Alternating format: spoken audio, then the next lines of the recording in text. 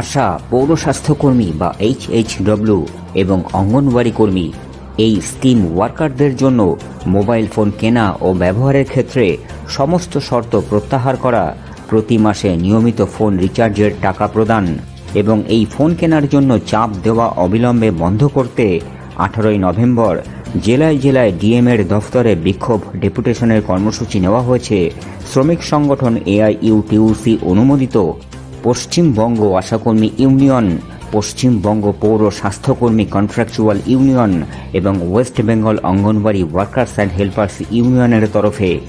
এই কর্মসূচির আগে 16ই নভেম্বর সংবাদ মাধ্যমে কি বললেন এই তিন সংগঠনের নেত্রীরা, পুরোটা দেখুন, শুনুন।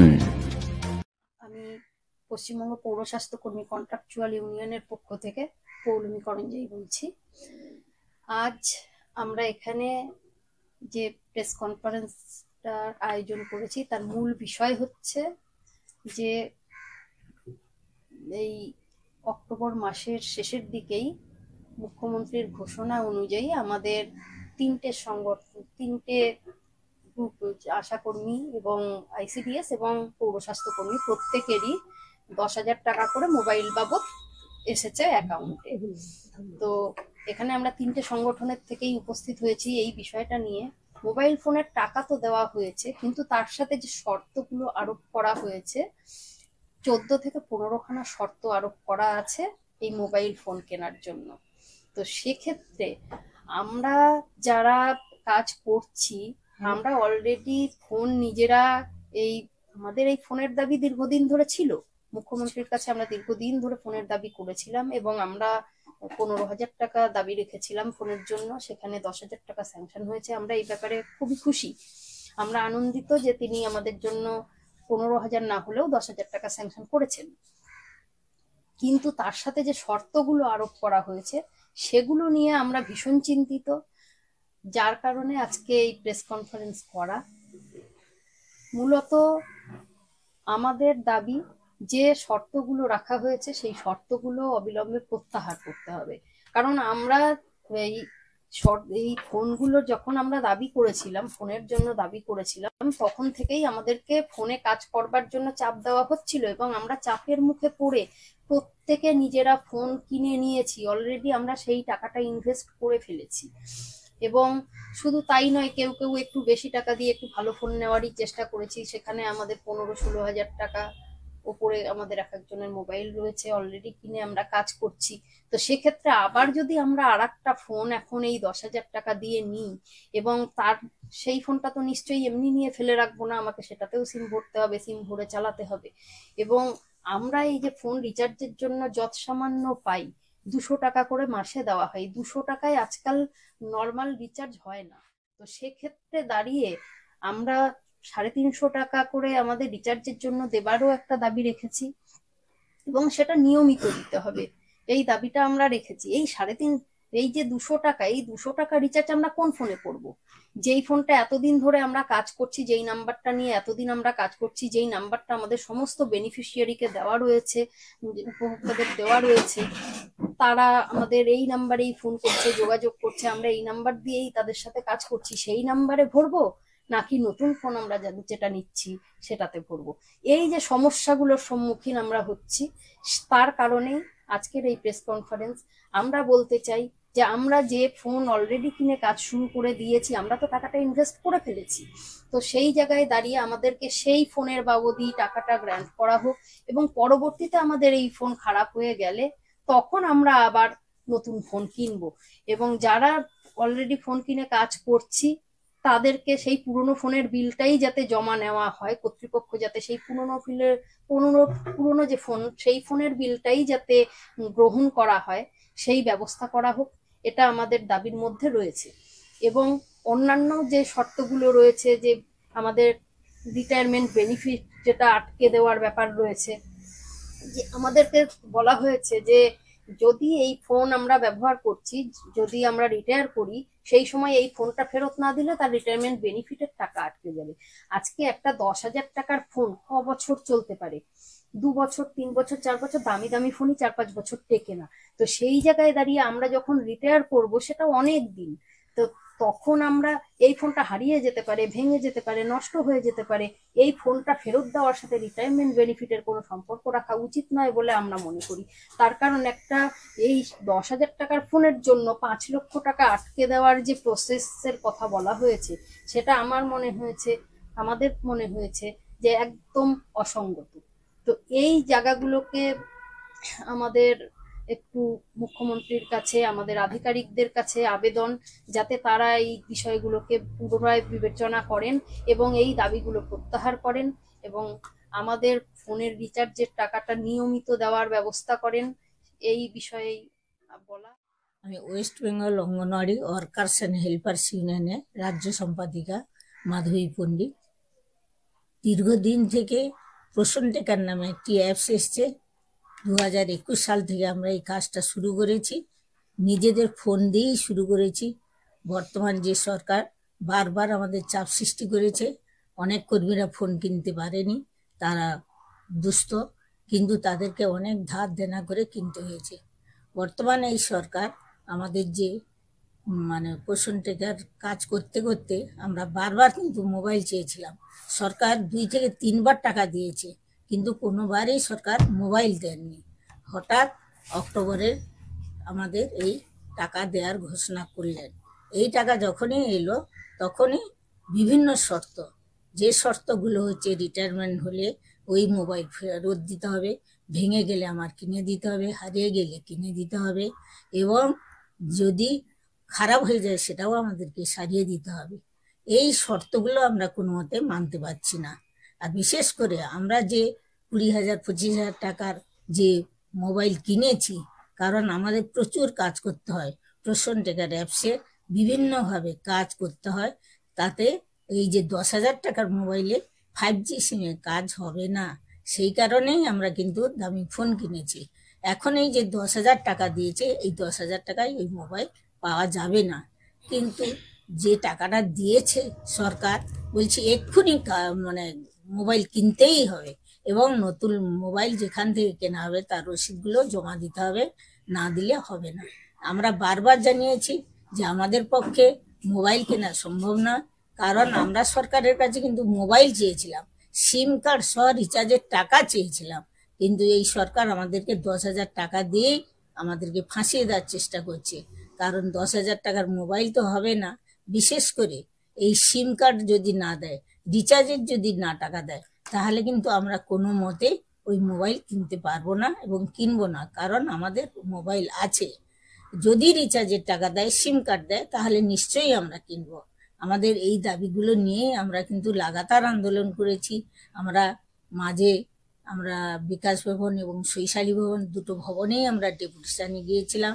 সেখানে বলেছেন তারা ভাবনা চিন্তা করবে, কিন্তু আজকে তারা এখনো ভাবনা চিন্তা করেনি। প্রত্যেকটা সিডিপি অফিসে আমাদের চাপ সৃষ্টি করছে, সমস্ত কর্মীকে এক্ষুনি রসিদগুলো সব জমা দিতে হবে। তাই আমরা 18 তারিখে 3টে স্কিম, যে আশা, ICDS এবং পৌর স্বাস্থ্যকর্মী, 3টে স্কিম মিলিয়েই আমরা কিন্তু ডিএম এর কাছে ডেপুটেশনের ডেট নিয়েছি। আমরা ডিএমকে জেলায় জেলায় ডেপুটেশন দেব। আবার কোথাও যদি কোনো সমস্যা হয়, জেলা না হয়, তার ব্লক স্তরেও ডেপুটেশনটা দেয়া হবে। পরে আমরা রাজ্য স্তরে 3টে স্কিম মিলে আমরা কিন্তু ডেপুটেশন দেব। যদি না আমাদের এই মোবাইল যদি না এই দাবিগুলো, শর্তগুলো না তুলে নেয়, তাহলে কিন্তু আমাদের পক্ষে এই ফোন কেনা সম্ভব নয়। আমাদের অ্যাকাউন্টে টাকা দিয়েছে, সরকার যা ভাববে সেটাই করবে। কেন্দ্রীয় শ্রমিক সংগঠন AIUTUCর নেতৃত্বে যে 3টি সংগঠন, পশ্চিমবঙ্গ আশাকর্মী ইউনিয়ন, পশ্চিমবঙ্গ পৌরস্বাস্থ্য কন্ট্রাকচুয়াল ইউনিয়ন এবং West Bengal anganwadi workers and helpers union, এই 3টি ইউনিয়নের উদ্যোগে আজকে সাংবাদিক সম্মেলন। আজকে আমি পশ্চিমবঙ্গ আশাকর্মী ইউনিয়নের পক্ষ থেকে বলছি, আজকে আমাদের এই আশাকর্মীরা কাজের শুরু থেকেই কাজের প্রয়োজনে বিভিন্ন দাবি দাওয়া নিয়ে লড়াই আন্দোলনে আছে। আজকে আমাদের কাজের প্রয়োজনে কোনো সময় টর্চ, ছাতা, সাইকেল, ইউনিফর্ম, এই বিষয়গুলো নিয়ে যেমন দাবি ছিল, লড়াই আন্দোলনের ফলে এই দাবিটাও যেমন পূরণ হয়েছে। আমাদের দাবি ছিল আমাদের কাজের প্রয়োজনে মোবাইল দিতে হবে। এবং মোবাইল বাবদ 15,000 টাকা, মোবাইল না দিলে মোবাইল বাবদ 15,000 টাকা দিতে হবে। ইতিমধ্যেই আমাদের কাজের প্রয়োজনে প্রত্যেককে চাপ সৃষ্টি করে সরকার মোবাইল কিনতে বাধ্য করিয়েছে। কম বেশি মোবাইলে কাজ চলছে এবং 15,000 টাকার পরিবর্তে গত অক্টোবর মাসে 30শে অক্টোবর প্রতি আশাকর্মী এবং অঙ্গনওয়াড়ি কর্মী, পৌরস্বাস্থ্য কর্মীদের অ্যাকাউন্টে সরকার 10,000 টাকা দিয়েছে। এই 10,000 টাকার বিনিময়ে সরকার ফোন কিনতে বাধ্য, চাপ সৃষ্টি করছে। কোনো কোনো ব্লকে, কোনো কোনো জেলায় ফোন কেনা হয়েছে কিনা তার মোবাইল সহ ফোনের প্যাকেট নিয়ে যেতে বলছে। এমনকি বিএমওইচরা তার কর্মীদের অ্যাকাউন্ট থেকে টাকা তুলে নিয়ে তারাই ফোন কেনার জন্য ফোন কিনে দেবে, এরকম ধরনের প্রস্তাব আসছে। ফলে আমরা মনে করি এই ফোনে কাজ করছে এবং গত 10ই নভেম্বর আমরা স্বাস্থ্য ভবনে এই বিষয়টা নিয়ে বলেছি। ফোনের যা শর্ত, ফোন কিনে তার যে নাম্বার, জিএসটি সহ তার ভাউচার, ফোন দেখাতে হবে, ফোনের IMEI নাম্বার দিতে হবে, এই বিভিন্ন নাম্বার দিয়ে ফোনের ভাউচার দিতে হবে। আমরা গত 10ই নভেম্বর স্বাস্থ্য ভবনে এই বিষয়গুলো নিয়ে স্বাস্থ্য ভবনে জানিয়েছি। গত 14ই নভেম্বর PO2 ম্যাডাম, যে বিজিত কুজুর ম্যাডামের সঙ্গে আমরা এই কথা বলেছি স্বাস্থ্য ভবনে, এবং ওনার কাছ থেকে জানতে পারলাম এই ফোন দিয়ে আমরা এখন ইতিমধ্যে ফোনে কাজ করছি, কিন্তু এখন এই ফোন দিয়ে যে কাজ করানোর পরিকল্পনা করছেন ওনারা, অ্যাপস লোড করে যে পরিকল্পনা করছে ফোনে, এটা মারাত্মক। আমাদের শিক্ষাগত যোগ্যতা, আমরা যা নিয়োগের পদ্ধতি, আমরা মাধ্যমিক পাশে আমাদেরকে নিয়োগ করেছে, এখন যে অ্যাপস লোড করে বিভিন্ন কাজ করতে চাইছে সরকার, ফলে সেটা একটা সরকারি যারা স্থায়ী কর্মী, যারা সরকারি কর্মী, মানে যারা একদম পার্মানেন্ট স্টাফ, অভিজ্ঞ ব্যক্তি না হলে এ কাজ করা সম্ভব নয়। সেই কাজ আশা কর্মীদের উপর করাতে চাইছে, পৌরস্বাস্থ্য কর্মীদের উপর করাতে চাইছে।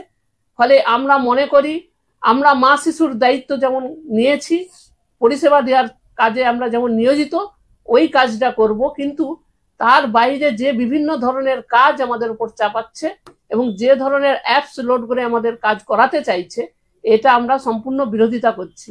এবং আমরা ইতিমধ্যেই প্রত্যেকেই ফোন কিনেছি, ফলে সেই ফোনের যে কাজ, মানে ইতিমধ্যে সরকারের কাছে আমাদের সেই সিম নাম্বার, মানে আমাদের যা মোবাইল নাম্বার, এটা ট্র্যাক আছে। ফলে সেক্ষেত্রে আবার নতুন ওই 10,000 টাকার বিনিময়ে ফোন কিনে তাকে জমা দিতে হবে। আমরা এটা মনে করি এ ধরনের যে প্রস্তাব এসছে, এটাকে আমরা অবিবেচনা বলে মনে করি।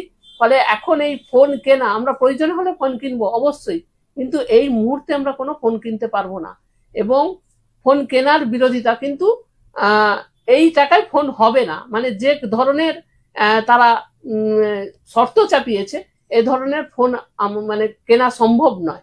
আর দ্বিতীয়ত, ইতিমধ্যেই আমরা যে স্বাস্থ্য পরিষেবার সঙ্গে যুক্ত, ইতিমধ্যেই কিন্তু আমরা ফোনে 10,000 টাকা দিয়েছে, কিন্তু আমাদের প্রত্যেক কর্মী ইতিমধ্যেই 20-25,000 টাকা আরো বেশি প্রত্যেকের কিন্তু বাকি রয়ে গেছে। এমনকি পুজোর সময়ে যে সমস্ত কর্মীরা, যে স্তরের কর্মী, সবাই জানে যে পুজোর সময় সবাইয়ের বেতন ন্যূনতম, আমরা একদম কম বেতনে ইনসেন্টিভ ভিত্তিক কাজ করি, কাজের বিনিময়ে কিছু পারিশ্রমিক পাই। সেই পারিশ্রমিকটাও এখনো পর্যন্ত পুজোর সময়ও মেটায়নি এবং পুজোর পর্যন্ত এখনো মেটানো হয়নি। ফলে আমরা মনে করি এই ফোন কেনার জন্য যে শর্ত, যে চাপ সৃষ্টি কর্মীদের ওপর চাপানো হচ্ছে, এটা অমূলক। আমরা পশ্চিমবঙ্গ আশাকর্মী ইউনিয়ন এবং পশ্চিমবঙ্গ পৌরস্বাস্থ্য কর্মী ইউনিয়ন এবং ওয়েস্টবেঙ্গল অঙ্গনওয়াড়ি ওয়ার্কার্স এবং হেল্পার্স ইউনিয়নের তরফ থেকে আজকে যে সাংবাদিক সম্মেলনে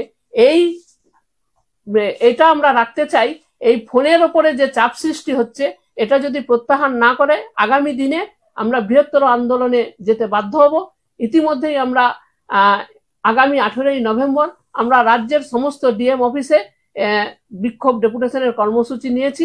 পরবর্তী ক্ষেত্রে এটাতেও যদি না সমস্যার সমাধান না হয়, আমরা বৃহত্তর বলতে আমরা কর্মবিরতির পথে যেতে চলেছি। আমরা দাবি করেছি মোবাইলে যে মোবাইল আছে সেই মোবাইলে কাজ চলছে, কিন্তু এই মোবাইল দিয়ে যে অ্যাপস লোড করে আরো বাড়তি কাজ চাপানোর চেষ্টা চলছে, যে কাজটা আমাদের পক্ষে সম্ভব নয়। আমাদের যা শিক্ষাগত যোগ্যতা, এ ধরনের কর্মীদের এই কাজ করা সম্ভব নয়। ফলে আমরা মনে করি মোবাইল দিচ্ছে আগে, ওই কাজ প্রত্যাহার করা হোক, এই কাজ চাপানো চলবে না। ইতিমধ্যে যে ধরনের কাজ যে আমরা এখন যে মোবাইলে করছি, আমরা এই মোবাইলে কাজ করব, কিন্তু অতিরিক্ত কাজ চাপানো চলবে না।